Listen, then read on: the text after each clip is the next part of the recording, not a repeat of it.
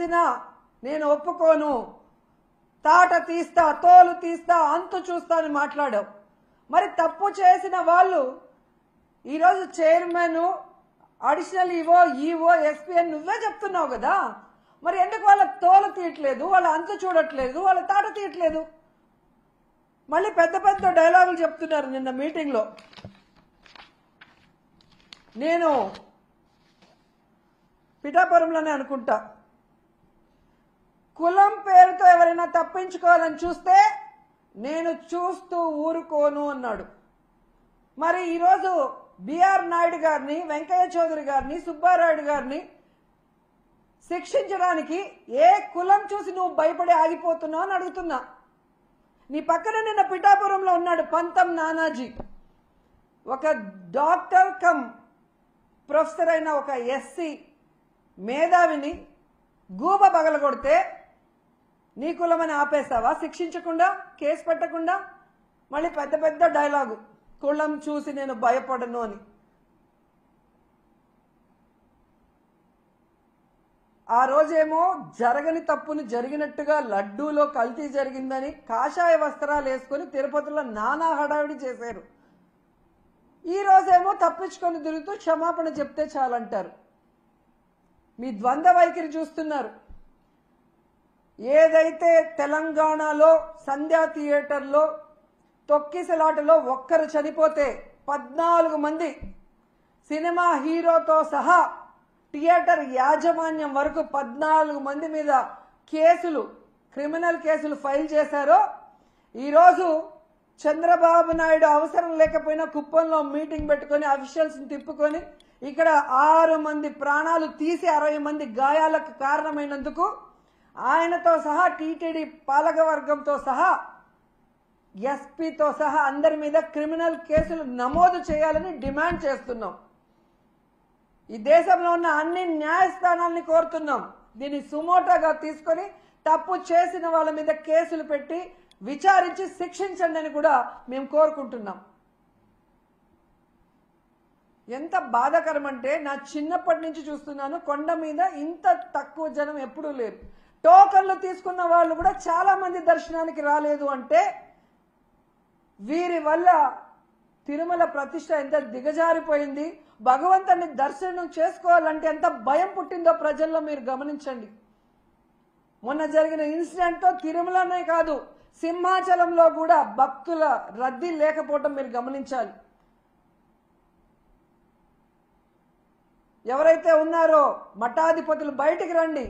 హిందుత్వాన్ని, మన దేవుళ్ళని, మన టెంపుళ్ళని ఈరోజు పరువు ప్రతిష్ట దిగజార్చే విధంగా పరిపాలిస్తున్న ఈ చంద్రబాబు నాయుడు, పవన్ కళ్యాణ్కి బుద్ధి చెప్పండి. వారి కుటుంబాలకు అండగా నిలబడి తప్పు చేసిన వాళ్ళని శిక్షించే విధంగా మనమందరం కలిసికట్టుగా పోరాడదామని కోరుకుంటున్నాను. ఎందుకంటే ఈ చంద్రబాబు నాయుడు తప్పించుకునే రాజకీయాలు చేస్తారు. పవన్ కళ్యాణ్ ఏమో సినిమా డైలాగులు చెప్పినట్టు చెప్తాడు కానీ మళ్ళీ ఎక్కడా కూడా ఏం చేయడు. ఎందుకంటే అల్లు అర్జున్కి మానవత్వం లేదంట, పోయి పరామర్శించలేదంట. మరి నీ అభిమానులు నీ కోసం గేమ్ చేంజర్ ప్రీ రిలీజ్ ఈవెంట్కి వచ్చి 2 చనిపోతే మణికంఠ చరణ్ అని ఇన్ని రోజులు అవుతున్నా ఒక్కరి మీద కేసు లేదు, ఒక్కరిని అరెస్ట్ చేయలేదు. నిన్న నువ్వు పిఠాపురానికి వెళ్ళి ఆ కుటుంబాన్ని పిలిపించి కూడా వాళ్ళని కలవకుండా, వాళ్ళని పరామర్శించకుండా వాళ్ళని అవమానించావు. మరి నీకు మానవత్వం ఉందా అని నేను ప్రశ్నిస్తున్నా. సో ఇప్పటికైనా పాలక మండలి, ముఖ్యమంత్రి, డిప్యూటీ సీఎం ఎవరికి వాళ్ళు తప్పించుకొని ఈ కేసుని పక్కదారి పట్టించి కేసు క్లోజ్ చేయాలనుకుంటే మాత్రం మేము ఒప్పుకునేది లేదు. ఆ కుటుంబాలకి మేము అండగా నిలబడతాం. ఆ కుటుంబాలకి న్యాయం జరిగేంత వరకు పోరాడతాం. అటు న్యాయపరంగా పోరాడతాం, ఇటు ప్రజలకి అండగా నిలబడి కూడా పోరాడతామని కూడా ఈ సందర్భంగా తెలియజేసుకుంటున్నాం. ఇక మన చిన్నమ్మ గురించి చెప్పుకోవాలి ముఖ్యంగా. ఎందుకంటే హిందుత్వ పార్టీ బీజేపీ పార్టీ. 6 మంది హిందువులు చనిపోతే 60 మంది గాయపడితే మన చిన్నమ్మ నోట్లోంచి ఒక్క మాట రాలేదు. ఎవరు దీనికి కారణమో వాళ్ళ మీద క్రిమినల్ కేసులు పెట్టాలని డిమాండ్ చేయడానికి చిన్నమ్మకు నోరు రాలేదు. అనవసర విషయాలప్పుడు మాత్రం ఎంత నోరేసుకొని వస్తుందో మనం చూసాం. మొన్న విజయవాడలో కూడా హైందవుల హైందవుల మీటింగ్ ఏదో జరిగింది. అక్కడికి కూడా వెళ్ళి మన చిన్నమ్మ ఏ విధంగా పెద్ద పెద్ద మాటలు మాట్లాడిందో మనం చూసాం. మరి హిందువులు చనిపోతే హిందూ భక్తులకి వాళ్ళ ప్రాణాలకి విలువ లేదా చిన్నమ్మ? పురంధేశ్వరి గారు డిమాండ్ చేయరా? మోడీ గారికి చెప్పండి, ఎవరు తప్పు చేశారో వాళ్ళ మీద క్రిమినల్ కేసులు పెట్టి లోపలేయమని చెప్పండి.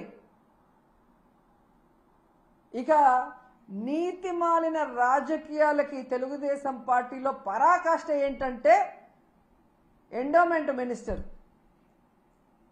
చేసిన తప్పుకి క్షమాపణ అడగడు, తనని శిక్షించమని అడగడు. దాన్ని వైఎస్ఆర్సీపీ మీద తోసేయడానికి ఎంత దిగజారిపోవాలో అంత దిగజారిపోయాడో ఆనం రామనారాయణ గారు. జగన్మోహన్ రెడ్డి గారంట చంద్రబాబు నాయుడిని ఈ ప్రభుత్వాన్ని తిట్టడానికి డబ్బులు ఇచ్చాడంట.